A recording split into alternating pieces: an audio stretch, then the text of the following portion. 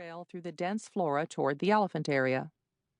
She hurries ahead to catch up, with me in tow, trying to figure out a way to do what every mother of an adult daughter does when left with no recourse: bribe, threaten, or frighten.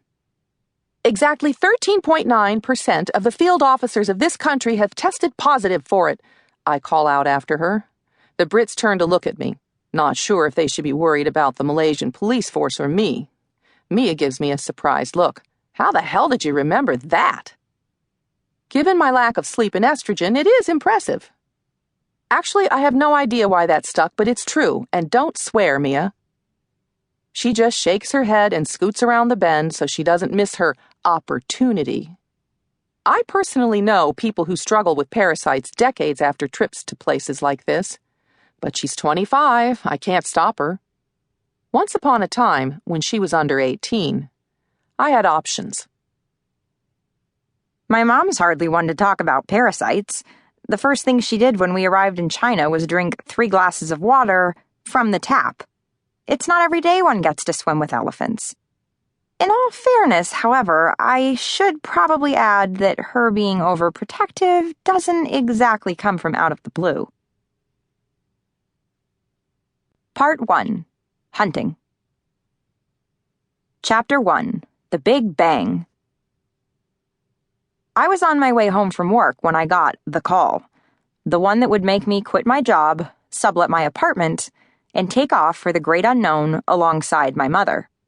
The call that led to the audiobook you're now listening to, an around-the-world adventure that's intended to entertain, educate, and, above all, explore the changing dynamic between mother and adult daughter. But before you pack your 3-ounce liquids, buy a trashy magazine you'd never otherwise read, and settle in for a cross-continental flight, allow me to hit the pause button. This isn't the first journey my mom and I have taken together, and you might need some background information so that, for example, if I refer to spending some of my teenage years locked up in the Czech Republic, it won't come from left field. If you've read our 2006 memoir, Comeback, A Mother and Daughter's Journey Through Hell and Back, this will be a brief refresher, and if you haven't, well, you may want that $10 cocktail because it gets a bit intense. Comeback was like a darker version of The Runaway Bunny.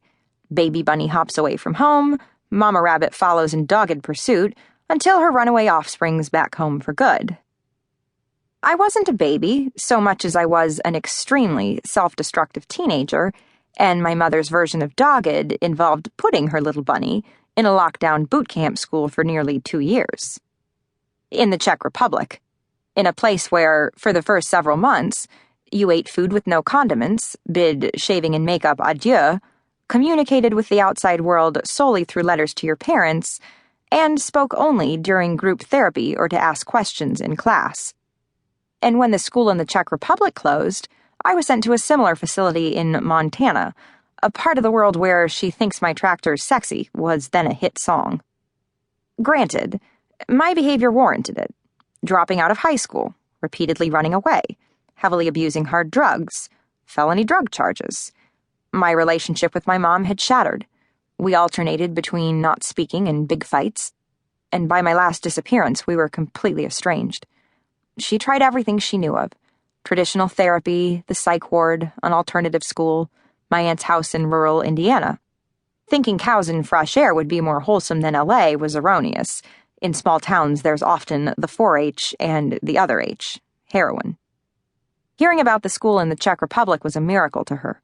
Everyone, of course, thought she was crazy, but my grandmother is from that region, so it wasn't quite so alien. It was pre-Euro, and therefore a fraction of the cost of stateside treatment programs. And, mainly, she'd have sent me to Mars if she'd thought it'd help me. No sane teen would trade driver's ed or prom for draconian rules and confrontational therapy, but, considering how many people I knew who ended up dead or in prison, I'm glad she did, because the school saved my life. My behavior stemmed from being sexually abused by my biological father when I was a small child. Anyone who thinks small kids will forget about abuse sorely underestimates how durable a trauma it is. And over the course of my time there, I healed from it and became accountable for the role I played in my self-destruction. I also reconnected with my mom.